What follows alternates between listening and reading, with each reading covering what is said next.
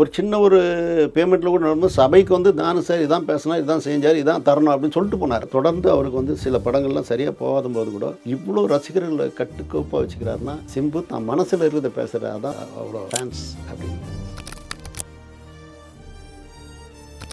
தனுஷ் அவர்களுடைய அடுத்த படம் உங்கள் கூட நாங்கள் எப்போ எதிர்பார்க்கலாம்? அவருடைய கமிட்மெண்ட்டு கிட்டத்தட்ட ஒரு 6 படம் இருக்குது. வட சென்னையோடைய யூனிவர்ஸுங்கிறதுனால உள்ள தனுஷ் அவர்களை எதிர்பார்க்கலாம். அப்படி ஜெயிலில் இருக்கும்போது இந்த வட சென்னையில் வேற ஒரு சமாச்சாரம் நடக்கும். சந்திரசேகர் பட்ஜெட்டில் வந்து இவர் கொஞ்சம் ஸ்ட்ரிக்டாக இருப்பார், நான் கொஞ்சம் லிபரலாக இருப்பேன். முருகதாஸுக்கும் அவங்களுக்கும் ஒரு சின்ன ஒரு நெருட்டில் வரவே அது ட்ராப் ஆகிற மாதிரி இருக்குது. அந்த கதையை விடக்கூடாதுன்னு விஜய் தம்பி என்ன பண்ணிட்டு டைரக்டருக்கு உனக்கு 3 ப்ரொடியூசர் சொல்கிறேன், அந்த 3 ப்ரொடியூஸில் நீங்கள் யாரை விரும்பினாலும் நீங்கள் பண்ணலாம். அந்த 3 பேரில் என் பேரை சொல்கிறேன். டைரக்ட் சார் நான் தானே சார் பண்ணுறேன் அப்படின்னு. தானு சார் படத்துக்கு என்ன தேவையோ அதை செஞ்சு கொடுக்கக்கூடிய ஒரு அற்புதமான ஒரு ப்ரொடியூசர். வெற்றிமாறன் மனசு வச்சா தான் நான் வருவேன். அதே இடத்துக்கு அவர் மனசு வச்சு வேற ஒருத்தர் வச்சா அவங்க போவாங்க இல்லையா. சிறன் கொடுத்துருக்கிறாரு, அரசன் கொடுத்துருக்கிறாரு. அதுக்கடுத்து இன்னும் பெரிய ப்ராஜெக்டோட பேசிட்டு இருக்கிறோம். அதுக்கடுத்தது வாடிவாசல் இருக்குது, லண்டனில் ஒர்க் போயின்னு இருக்குது. அது உலக தமிழருக்கு ஒரு அங்கீகாரம், ஒரு அடையாளம் வாடிவாசல்.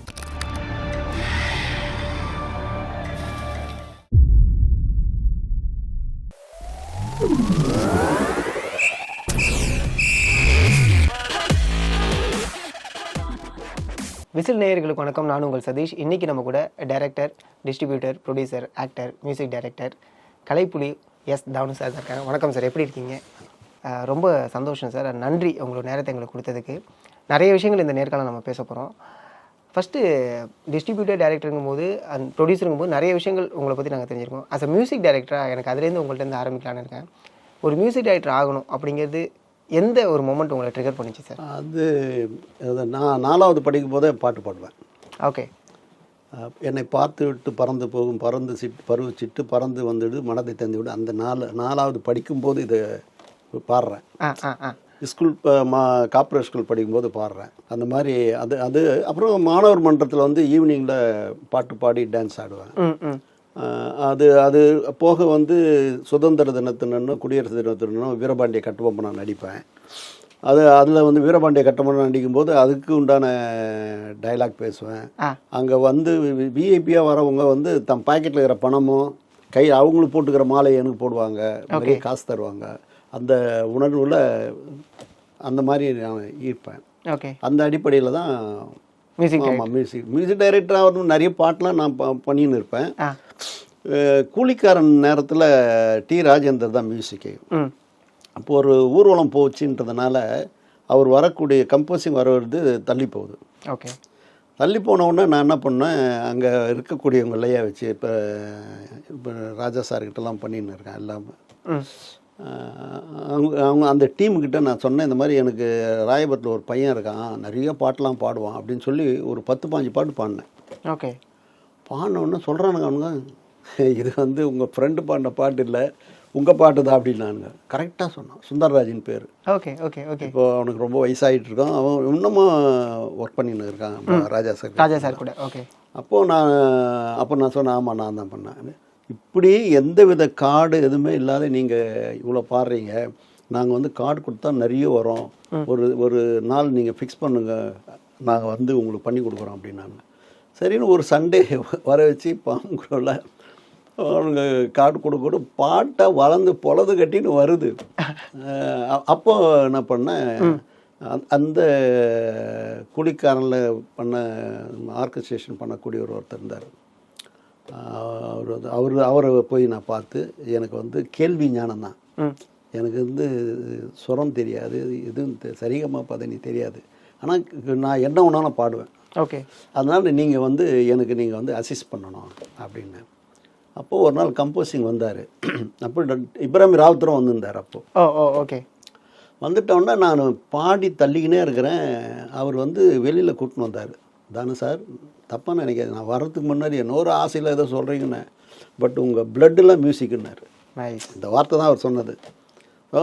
உங்களுக்கு நல்ல கமர்ஷியலாக இருக்குது அப்படின்னு சொல்லி அவர் நோட்ஸ் எழுதி அந்த இதெல்லாம் எழுதுறாரு. அதில் அவர் எழுதுன பாட்டு ஒன்று இருக்குது, இன்னும் அதை ரெக்கார்ட் பண்ணி வச்சுருக்காரு. அது வெளில வந்து அவர் ரொம்ப பெரிய கிரியேட் ஆகும், ஹிஸ்ட்ரி உருவாக்கம். Super sir. அதுக்கு வந்து பல்லவி நானே பாட்டு பாடும்போது பாடிடுவேன், லிரிக் கூட வரும். தென்றலே தென்றலே தீண்டவா தென்றலே தூரிகை கொண்டுனை தீட்டவா தென்றலேன்னு அது மியூசிக்கோட பாடும்போது ரொம்ப அழகாக இருக்கும். சூப்பர் அதை எதிர்பார்க்கலாமா சார் நாங்கள்? சீக்கிரம் வரலாம். நிறைய பேர் கேட்குறாங்க. ஆனால் ஒரு சில பேருக்கு நான் பாட்டெலாம் கொடுத்துருக்குறேன். அதெல்லாம் இப்போ சொல்ல முடியாது. அந்த மாதிரி கொடுத்துருக்குறேன். நிறைய பாட்டெல்லாம் கொடுத்துருக்கேன். பாடி கொடுத்துருவேன். அதெல்லாம் செஞ்சுருக்கேன். நைஸ். அப்போனா ஒரு எப்படி சொல்கிறது, வெளில தெரியாத ஒரு கோஸ்ட்டாக நீங்கள் வந்து பின்னாடி வேலை பார்த்துருக்கீங்க அப்படின்னு எடுத்துக்கலாமா சார்? அதை அந்த மாதிரி தான். Super sir. தமிழை பற்றி சொல்லும்போது தொடர்ச்சி அவங்களோட ட்விட்டர் எல்லாத்தையுமே பார்க்கும்போது தொடர்ச்சியாக எப்படி எதுகை மொழியில் தமிழ் பேசுறது ஓகே, ஆனால் அந்த அர்த்தத்தை தெளிவாக நம்ம வந்து சொல்லணும். ஒரு தேட்டரில் போயிட்டு அங்கே இருக்கக்கூடிய ஆடியன்ஸில் பேசும்போதுமே சரி ரொம்ப அழகாக தமிழில் சொல்லி அது எங்களுக்கு தமிழ் சொல்லி கொடுத்தோம் சொல்லணும். இல்லை அது பார்க்கும்போது ரொம்ப சந்தோஷமாக இருக்குது. ஓகே நம்மளும் இதுமாரி முயற்சிப்போமே அப்படிங்கிற மாதிரியான ஒரு ஊண்டுகோல் அப்படின்னு எடுத்துக்கலாம் நம்ம. சார் இப்போல்லாம் நடிக்கிறதுக்கு வாய்ப்புகள் இருக்கா சார்? இல்லை நிறைய பேர் கேட்டாங்க. நம்ம நிறைய பேர் கேட்டாங்க. நான் பண்ண மாட்டேன். என்ன காரணம் தெரிஞ்சுக்கலாமா சார்? அது என்ன அது இயல்பு எனக்கு. ஓகே என்னன்னா பர்ஃபார்மன்ஸ் பெருசாக இருக்கணும். சாதாரணமாக வில்லன் கேரக்டர் கேட்குறாங்க, நான் பண்ண மாட்டேன். ஓகே பர்ஃபார்மன்ஸ் பண்ணி மற்றவங்களாம் பார்த்து வியக்கிற மாதிரி மலைக்கிற மாதிரி இருந்தால் என்னால் பண்ணி தர முடியும். தனுஷ் அவர்களுடைய அடுத்த படம் உங்கள் கூட நாங்கள் எப்போ எதிர்பார்க்கலாம்? இல்லை அவருடைய கமிட்மெண்ட்டு கிட்டத்தட்ட ஒரு 6 படம் இருக்குது. அதெல்லாம் முடிச்சுட்டு வரணும். கண்டிப்பாக எதிர்பார்க்கலாமா? அதான் அவர் தான் டிசைட். ஓகே.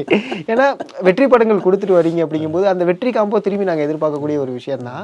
அண்ட் இன்னொரு ஒரு விஷயம் இருக்குது சார். என்னன்னா தனுஷ் அவர்கள் வந்து அதர் லாங்குவேஜில் படங்கள் பண்ணுறதுனால இங்கே தமிழில் கொஞ்சம் கான்சன்ட்ரேஷனை வந்து மிஸ் பண்ணுறோம். இப்போ நிறைய படம் இருக்கு அவருக்கு. நிறைய படம் இது ரேர் தான். ஒரு 2 வருஷத்துக்கு ஒரு தடவை ஹிந்தியில் பண்ணுவார், 2 வருஷத்துக்கு ஒரு தடவை ஹாலிவுட்டில் பண்ணுவார். ஓகே. மற்றபடி தொடர்ந்து அவர் பண்ணி தானே இருக்கார். Nice sir. அடுத்து உங்களுடைய வெற்றி காம்போ, அதாவது வெற்றிமாறன் கூட தொடர்ச்சியாக பயணம் பண்ணுறது, அது எப்படி சார் இருக்குது?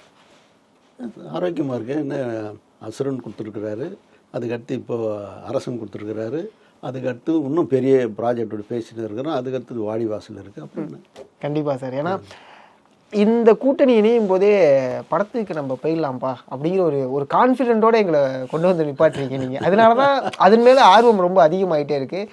அதுக்கு காரணம் வெற்றிமாறனுடைய இயக்கம்ங்கிறத தாண்டி உங்களோட டிசிஷன் மேக்கிங்கிற ஒரு விஷயம். அப்படியெல்லாம் கிடையாது. வெற்றிமாறன் மனசு வச்சா தான் நான் வருவேன்.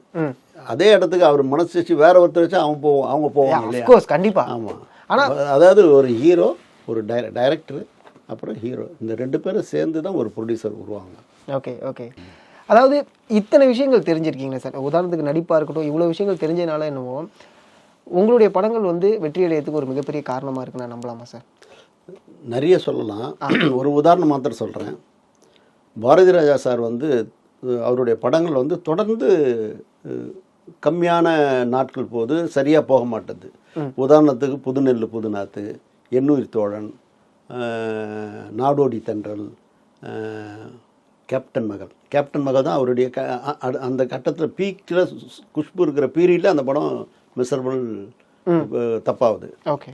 அந்த நேரத்தில் நான் வந்து ஒரு போலீஸ் ஸ்டேஷனில் போய் ஒரு சொந்தக்கார பையன் ஒருத்தன் ஃப்ராடத்தனை பண்ணி கேசட்ஸு விற்கிறதுல ஏமாற்றிட்டான். அப்போ வந்து 27 லட்சம், அன்றைக்கி 91 பாருங்கள், ரொம்ப 20 லட்சம் ஏமாற்றிட்டான். போலீஸில் கம்ப்ளைண்ட் கொடுக்குறேன். கலைஞர் வீட்டில் ஃபோன் பண்ண சொல்லிவிட்டு நான் போகிறேன். ஓகே. அங்கே போனால் அந்த ஆஃபீஸர் உக்காந்துக்கின்னு அங்கே வந்து பாட்டு சினிமா இதை பற்றி தான் பேசுகிறாரு. பணத்தை பறி கொடுத்துட்டுமே எனக்கு எடுத்துக்கிட்டு ஒர்க் பண்ணி கொடுத்தாங்க. பட் ஆனால் கதை ஒருத்தரை கூட்டின்னு வந்து ஒரு ப்ரொஃபஸரை கூட்டின்னு வந்து கதை கேளுன்றாரு. ஓகே. பணம் தொலைச்சிட்டு போய் உட்காந்து கதை கேட்டால் 4.5 மணி நேரம் சொல்கிறார். 4.5 மணி நேரம் கதையும் நல்லா இருக்குது. நான் சொன்னேன், இப்போத்தி வந்து 4 ஹீரோ கதை இது, கிழக்கு சிம்லா கதை. ஓகே. கிழக்கு சிம்லா கதை 4 ஹீரோ. ஒரு ஹீரோ விஜயகுமார், ஒரு ஹீரோ நெப்போலியன், ஒரு ஹீரோ பாண்டியன் தான் உண்மையான ஹீரோவே. ஆமாம். பொண்ணு மாமான்னு காலில் வந்துட்டே இதுக்கு தாண்டி தெரிஞ்ச கல்யாணம் பண்ணி வைப்பான்.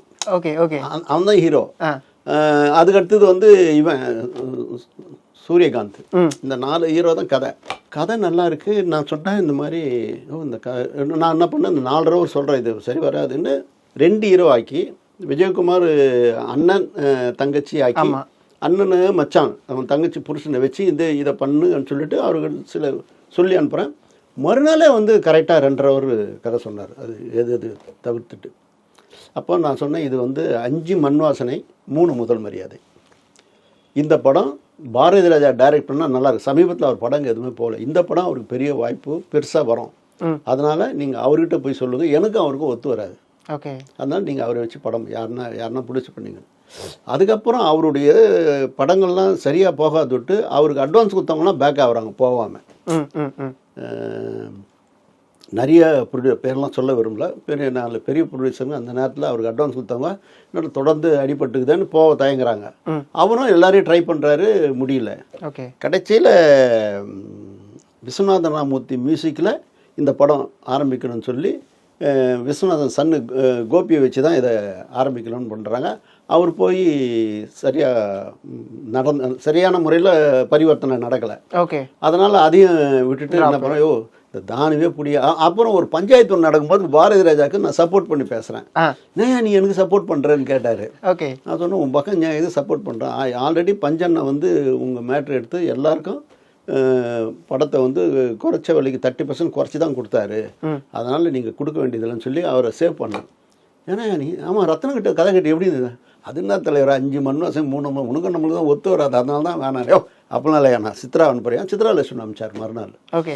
அனுப்பிச்சு என்ன பண்ணார், அதெல்லாம் விட்டுட்டு இல்லைப்பா சரி வராது, அவர் வேறு மாதிரி பேசுவார், நானும் ஒரு மாதிரி பேசணும், வேணாம் நிம்மதியாக இருக்கிறோம் விட்டுடு அப்படின்னு.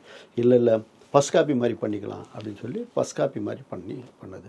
அப்போ சொன்னேன் இது கிளைமாக்ஸ் மாத்திரம் மாற்றக்கூடாதுன்னு. ஓகே. ஓகே. நான் ஷூட்டிங் ஸ்பாட்டுக்கு வரமாட்டேன். என்ன கதை அவர் சொன்னாரோ ரத்னகுமார் ரத்னம் என்ன கதை சொன்னாரோ அப்படியே எடுங்க, கிளைமாக்ஸ் மாத்திரம் மாற்றாதீங்கன்னு. ஆனால் அங்கே போன உடனே நிறைய இருக்குது, கிளை கதைகள்லாம் இருக்குது. அதெல்லாம் சொன்னால் இது 4-10 எபிசோட் ஆகிடும். புரியுது. அப்புறம் கடைசியில் என்ன பண்ணால் 2 கிளைமாக்ஸ் விஜயகுமாரை வச்சு எடுத்துட்டாரு. ஓகே. ஆக்சுவலாக பார்க்கணும் தங்கச்சி சாவர மாதிரி தான் கிளைமாக்ஸ். ஆமாம், அது கதை பிரகாரம் பார்த்தா தங்கச்சிக்காக அண்ணன் விதநெல்லே விற்பான், நிலத்தை விற்பான், எல்லா பொருள் அத்தனையும் கொடுப்பான், சீர் செட்டு ரொம்ப பூவரான கண்டிஷனில் வந்து கூட தங்கச்சிக்காக எல்லாம் செய்யக்கூடியவன். இப்படிலாம் இருக்கக்கூடிய அண்ணனுக்காக தங்கச்சி தான் உயிரை கொடுத்தா. இதான் கிளைமாக்ஸ். அதை விட்டுட்டு அவனையே சாவடிச்சா ஐயோ இதை ஒத்துக்க மாட்டேன்ட்டு அவர்கிட்ட போய் சொல்கிறேன். எனக்கு நான் என்ன சொன்னேன், நான் கிளைமாக்ஸ் மாற்ற இப்படி தான் ஒன்றுன்னு கேட்டேன். நீங்கள் இப்படிலாம் முடியாதுன்னு.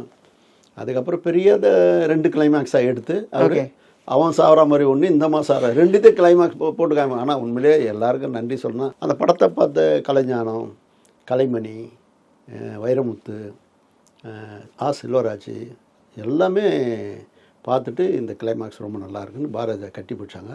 எல்லோரும் கட்டி பிடிக்க போனால் அவரே எடுத்தது தானே, அவர் உருவாக்குன்னு தானே ஸ்கிரிப்டில், அதே வச்சார்.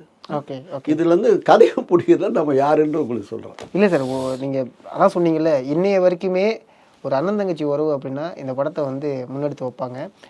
இந்த கதையை சூஸ் பண்ணும்போது அந்த பட்ஜெட்டுங்கிற ஒரு விஷயம் இன்னைய வரைக்குமே தானு சார் பட்ஜெட் ஒரு விஷயம் கோட் பண்ணுறாங்க அப்படின்னா அது எங்கேயுமே பிசிறு தட்டாது அப்படிங்கிற ஒரு விஷயம் இண்டஸ்ட்ரியில் பரவலாக பேசிக்கிட்டு இருக்காங்க. அதை எப்படி சார் நீங்கள் பிளான் பண்ணுறீங்க? இல்லைம்மா, கதை கேட்கும்போது இது இந்த இடத்துல இவ்வளோ செலவாகும், இந்த இடத்துல செலவாகும், நம்ம அனுமானம் தானே. ஓகே. ஸோ அந்த ஒரு விஷயந்தான். Super sir. நாங்கள் பார்த்த எல்லா பிரபலங்களுக்கும் ஒரு மிகப்பெரிய மைல்ஸ்டோனாக நீங்கள் இருக்கீங்க. இப்போ எல்லாருமே பீக் லெவல்னு ஒன்று சொல்கிறாங்க சார். விஜயகாந்த் சாரை வந்து இப்போ இருக்கவங்களுக்கு ஒரு நடிகராக பொலிட்டிஷியனாக தெரியும். விஜயகாந்த் சாருடைய பீக் லெவல் அப்படிங்கிறது எப்படி சார் இருக்கும்? இல்லை அவருக்கு வந்து ஒரு குறிப்பிட்ட அமௌண்ட்டு தான் வச்சுங்களேன். ஒரு வைதேகி காத்திருந்தால் அவருக்கு வந்து அவருடைய கேரியரில் ஒரு ஆப் கிடைக்குது. ஓகே. அது முன்னாடி எஸ்.ஏ. சந்திரசேகரோட சட்டம் ஒரு வந்துடலாம், சாட்சி வரலாம், இந்த மாதிரிலாம் வந்துருக்கலாம். ஆனால் அவருக்கு வந்து ஒரு சில்வர் ஜூப்ளின்ற மாதிரி ஒரு படம் வந்து அவருக்கு ஃபேமிலி ஓரியன்டாக பாட்டும் ஹிட்டாகி பெருசாக போனது அது. அந்த படத்தில் அவர் வந்து ரொம்ப கம்மியான சம்பளம். ஓகே.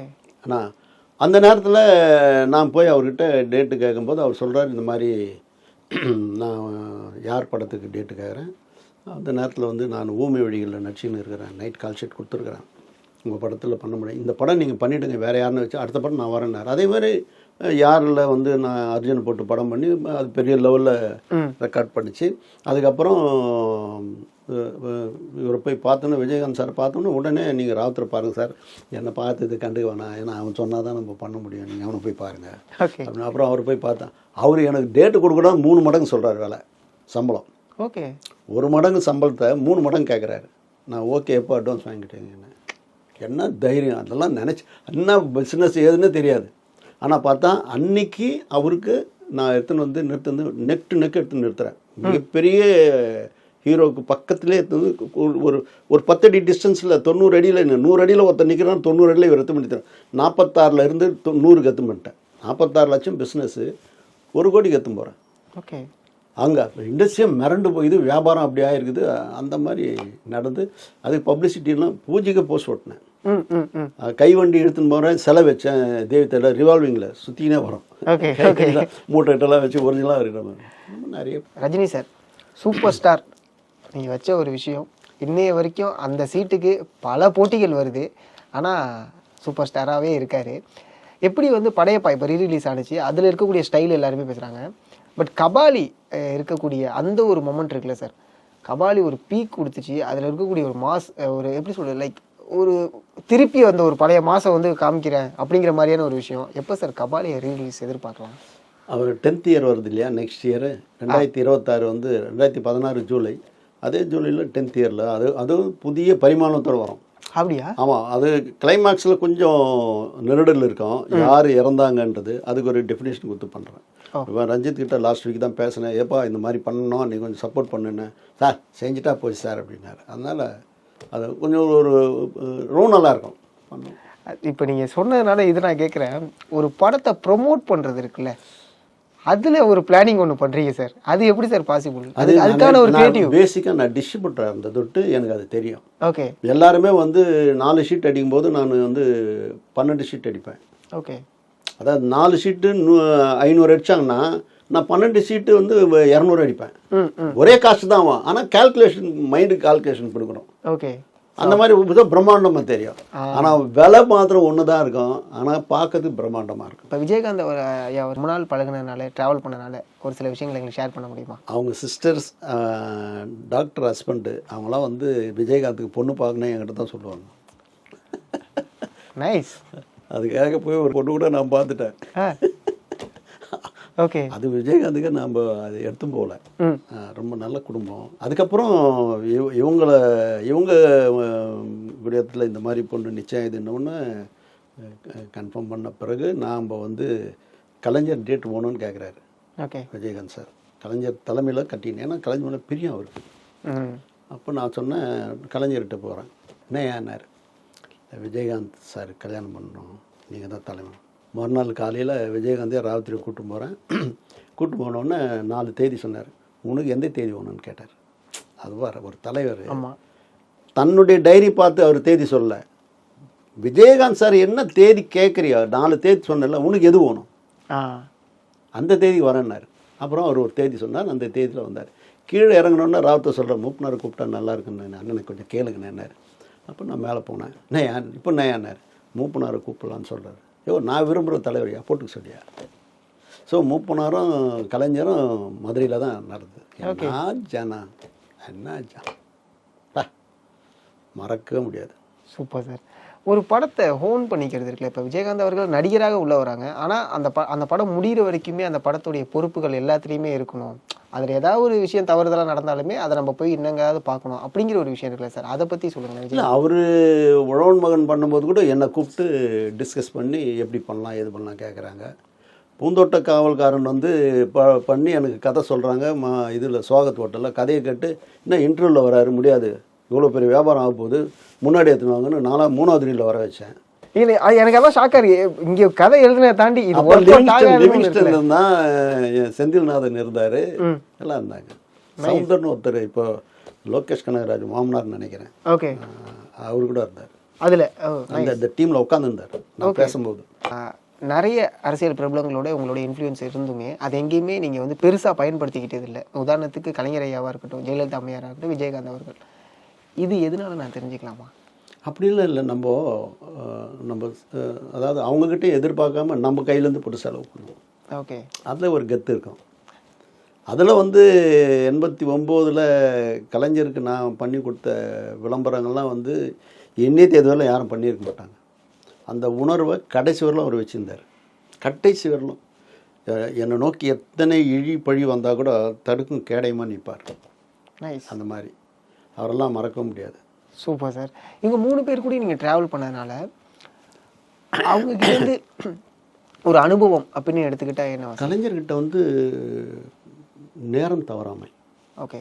அப்புறம் 2 பேர் பேசுறது வெளியில் சொல்லக்கூடாது, அதனால் வரக்கூடிய விளைவுகள், இதெல்லாம் நிறைய அனுபவம் நான் பட்டிருக்கேன். ஓகே.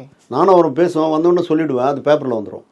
உடனே கூப்பிட, என்னையா நம்ம 2 பேர் தானே பேசணும், என்னையா இந்த மாதிரி வந்துச்சு பத்திரிக்கையில்னாரு.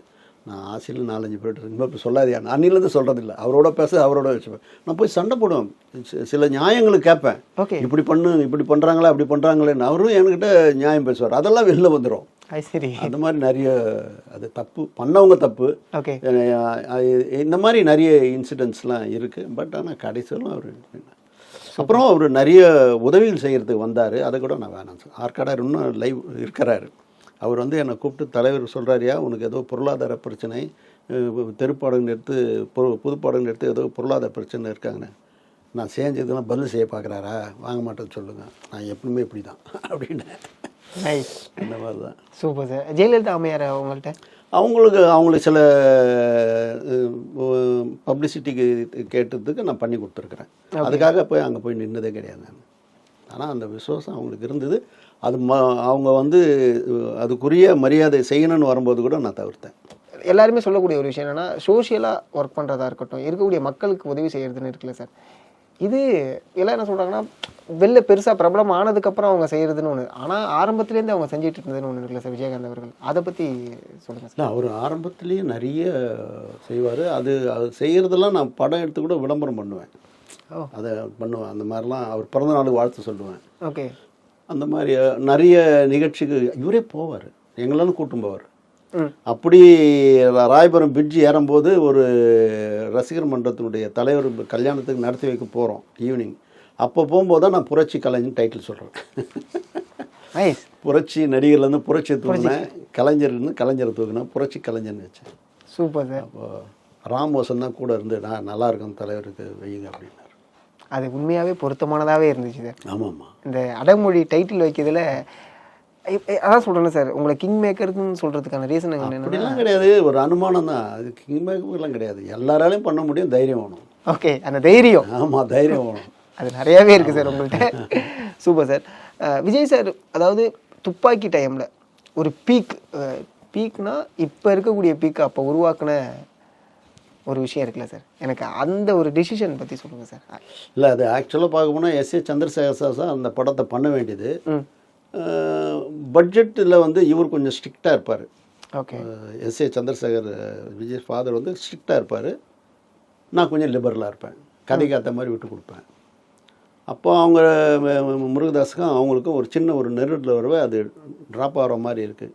ஆனால் அந்த கதையை விடக்கூடாதுன்னு விஜய் தம்பி என்ன பண்ணிட்டு டைரக்டருக்கு 3 ப்ரொடியூசர் சொல்கிறேன், அந்த 3 ப்ரொடியூஸில் நீங்கள் யாரை விரும்பினாலும் நீங்கள் பண்ணலாம், அப்பா ஒன்று வந்து தவிர்த்துலான்னு சொல்லி அப்பாவை கூப்பிட்டு, அப்பா இது கடைசி வரலும் போனோன்னா பிகினிங்கே இவ்வளோ வருது, கடைசி வரலும் கொஞ்சம் நல்லா இருக்காது, அதனால் நான் அடுத்தது நீங்கள் வேறு எதுனா பண்ணீங்க, இதை யாருக்குன்னா நம்ம அடுத்த லிஸ்ட்டில் இருக்க கொடுத்துடலான்னு 3 பேர் சொல்கிறாரு. அந்த 3 பேரில் என் பேரை சொல்கிறாரு. ஓகே. டைரக்ட் சார் நான் தானே சார் பண்ணுறேன் அப்படின்னு. அப்படி வந்தது தான். Super sir. ஏன்னா இப்போ எல்லாருமே சொல்கிறாங்க பிரம்மாண்டமான படங்கள் ஆனால் நீங்கள் அப்போலேருந்து அந்த ஸ்கேலை இன்க்ரீஸ் பண்ணிகிட்டே இருந்திருக்கீங்க. ஸோ அந்த ஒரு விஷயம் இருக்குல்ல சார், அது என்ன நடக்கும்னு தெரியாத ஒரு இண்டஸ்ட்ரி தான் இது, இருந்தாலும் பரவாயில்ல நம்ம இறங்குவோம் அப்படிங்கிற ஒரு தைரியம். உண்மைதான். ஒரு சைடில் தெரிய நடக்குது, அதே 2 மாதம் பொறுத்து கபாலியாக நடக்குது. கோவாவில் 2 ஒரே நேரத்தில் நடக்குது. அது சரி. 32 நாள் தெரிய நடக்குது, 29 நாள் கபாலி நடக்குது ஒரே நேரத்தில். ஓகே. நான் போகவே இல்லை, ஆனால் அதை ஹேண்டில் பண்ணுறேன். ஆமாம், நான் அந்த லொக்கேஷன் போவதே நான் இங்கேருந்து நான் இது பண்ணேன். ஓகே. கண்டுகொண்டேன்ல ஒரு பாடலுக்கு வந்து லொக்கேஷன் சைடில் ஏதோ ஒரு பிரச்சனை நடக்கும்போது வைகோ அவர்கள் வந்து உதவி பண்ணதா ஒரு விஷயம் ஒன்று இருக்குது, அது எந்த அளவுக்கு? கண்டுகொண்டேன். கானாடு காத்தான் பேலஸ் வந்து யாருக்குமே ஷூட்டிங் தரமாட்டார். எம்எம் ராஜீவ்மேனன் வந்து அந்த கானாடு காத்தான் பேலஸில் தான் அது நடக்கணும் கதை அப்படின்னு ஐஸ்வர்யா இடம் மாதிரி ஃபிக்ஸ் பண்ணுறாரு. அப்போது அங்கே போனால் சொல்கிறாரு, சிஎம் கேட்டு நான் கொடுக்கல, மற்றவங்க பெரிய பெரிய ஆளுங்கெல்லாம் கேட்டு நான் கொடுக்கல, நீ என்ன திடீர்னு அங்கே வந்து பண்ணிவிடுவாங்க, நீ வந்து மெட்ராஸில் எடுத்துக்க, கானாடு காத்தான் பேலஸ் மாத்திரம் வேணாம் அப்படின்னு சொன்னார். அப்புறம் வைகோ நேரடியாக போயிட்டு எனக்கு வந்து நான் ரோட்டில் நிற்கும் போது எனக்கு அவர் வீட்டை கொடுத்து என்னை கட்சி நடத்துறதுக்கு அப்ளாய்மெண்ட் கொடுத்து நிறைய லட்சக்கணக்கில் அந்த செலவு பண்ணார். அவர் வந்து அவருக்கு நான் மந்திரி பதவி தரேன்னா வேணான்றாரு, எம்பி பதவி தரேன்னா வேணான்றாரு. அவர் கேட்குறது 10 நாள் இந்த ஷூட்டிங் இடத்த மாத்திரம் வாங்கி கொடுனாரு.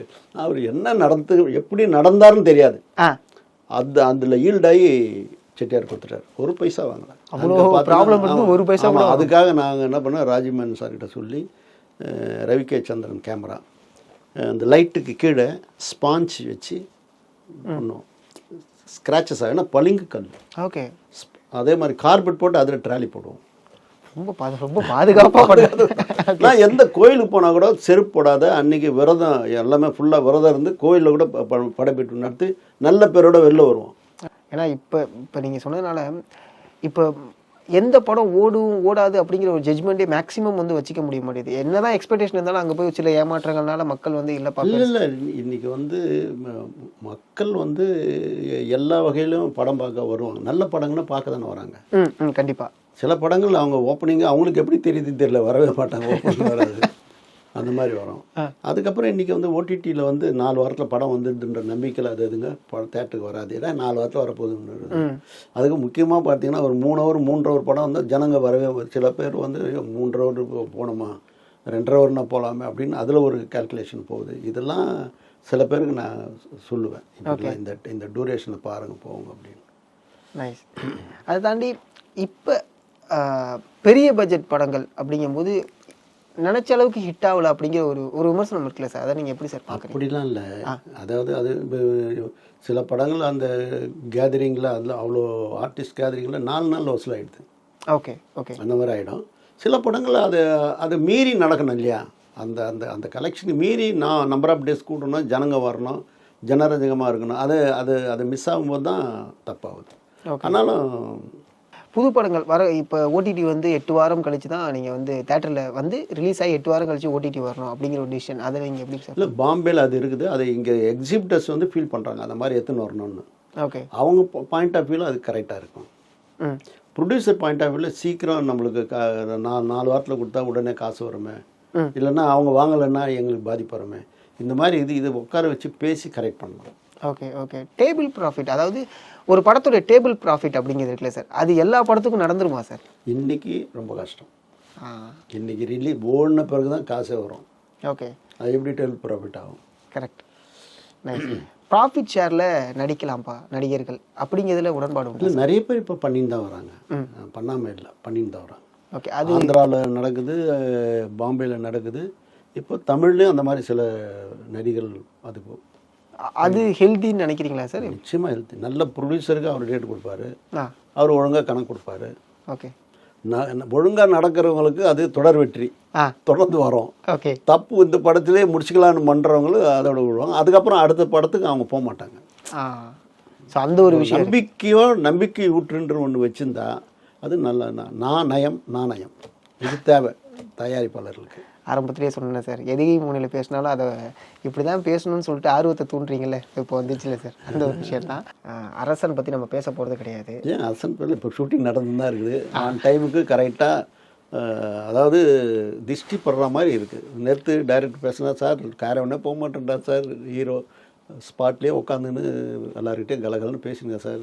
இந்த மாதிரி நாம் ரொம்ப சந்தோஷமாக இருக்குது, யூனிட்டே சந்தோஷமாக இருக்குது. அவரும் நல்லா என்னை பாதுகாத்துக்கிறீங்க, என்னை பார்க்குறீங்க, என்னை பாதுகாக்கிறீங்க, என்னை சேஃபாக வச்சுருக்கீங்கன்னு அவரும் சந்தோஷப்படுறாரு. இது வந்து இந்த இண்டஸ்ட்ரிக்கு ஒரு ஆரோக்கியமான. கண்டிப்பாக சார், கண்டிப்பாக. நீங்கள் சொன்னது ஒரு மிகப்பெரிய விஷயம். ஏன்னா நிறைய விஷயங்கள் இஷ்டத்துக்கு ஒருத்தவங்க பேசிட்டு ஒரு இல்லை அதெல்லாம் சொல்லுங்கள். ஆனால் எனக்கு தொட்டி செயலை நல்லா கரெக்டாக தானே பண்ணி கொடுத்தாரு. சொன்ன ப்ராப்ளம் அதோட என்னென்னா ஒரு சின்ன ஒரு பேமெண்ட்டில் கூட நடந்து சபைக்கு வந்து நானும் சார் இதான் பேசினா, இதான் செஞ்சார், இதான் தரணும் அப்படின்னு சொல்லிட்டு போனார். அதான் ஒரு மிகப்பெரிய ஆளுமை கொண்ட ஒரு மனிதர்.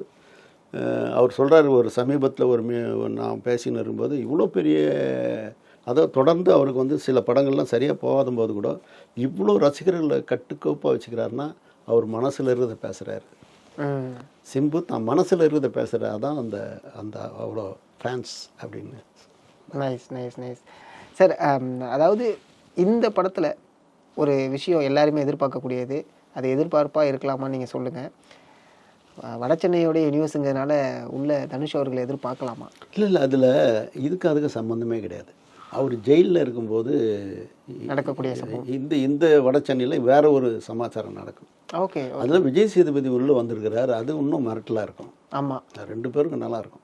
அதாவது எனக்கு இன்னும் சோஷியல் மீடியா சைட் நம்ம போக முடியல, வருஷலாம் கோயில்பட்டியிலேருந்து வீடியோவாக வந்துக்கிட்டு இருக்கு, ஷூட்டிங் ஸ்பாட்டு. இன்றைக்கெல்லாம் ஆண்ட்ரியா அவர்களை ரசிகர்கள் அவ்வளோ ஆரவாரத்தோடு வரவேற்கிறாங்க. அந்த மாதிரியான விஷயங்கள்லாம் பார்க்கும்போது ரொம்ப சந்தோஷமாக இருக்குது. நீங்கள் சொன்ன ஒரு விஷயம் தான், ரொம்ப சந்தோஷமாக இருக்காங்க போல் செட்டில் எல்லாருமே. ஸோ கண்டிப்பாக ரொம்ப எதிர்பார்க்குறோம் சார். அந்த எதிர்பார்ப்பை பூர்த்தி செய்யும் நாங்கள் நம்புகிறோம். வாடிவாசல் நீங்கள் சொல்லிட்டீங்க, அது எல்லாருமே எதிர்பார்க்கக்கூடிய ஒரு விஷயமா இருக்குது. அதுக்கு அனிமேட்டாங்க, அது லண்டனில் ஒர்க் போயின்னு இருக்குது. அது வந்தானோன்னு அது ஒரு நல்ல டைம் பார்த்து அது நடக்கும். சூப்பர். ஆனால் அது உலக தமிழருக்கு ஒரு அங்கீகாரம், ஒரு அடையாளம் வாடிவாசல். புரியுது சார். அந்த புத்தகத்தை வேற படித்ததுனால எனக்கு இன்னும் ஆர்வம் அதிகமாகிட்டு இருக்கு நீங்கள் சொல்ல. அடுத்து என்னென்ன ப்ராஜெக்ட் சார் உங்கள் சைட்லேருந்து இருக்குது? அதாவது இப்போ ஒரு மிகப்பெரிய பேச்சுவார்த்தை நடந்துன்னு இருக்குது. அது ஒரு பேன் இண்டியா படமாக வரதுக்கு சான்ஸ் இருக்குது. ஒரு லெவலில் அது ஒரு உச்சமாக இருக்குது. தமிழ் சினிமாவில் இந்திய சினிமாவுக்கு ஒரு உச்சமாக அது இருக்கலாம். ஓகே. அதுவும் அதுக்கு உண்டான இருக்குது. அப்புறம் மாரி செல்வராஜோட ஒரு பையனாக இருக்குது. ஓகே. அதுவும் கௌதம் மேனனோட ஒரு பையனாக இருக்குது. தொடர்ச்சியாக அடுத்தடுத்து பெரிய மைல்கல் தம்பியோட ஒரு பையனாக இருக்குது. 2 பையனாக இருக்குது இன்னும். Super sir. ரொம்ப நன்றி, உங்களோட அழகான நேரத்தை எங்களுக்கு கொடுத்ததுக்கு, நிறைய விஷயங்களை பகிர்ந்ததுக்கு ரொம்ப நன்றி சார். விசிலுக்கு என்னுடைய வாழ்த்துக்கள். அது சப்தம் மிகப்பெரிய சத்தமாக வழங்கும். நன்றி சார்.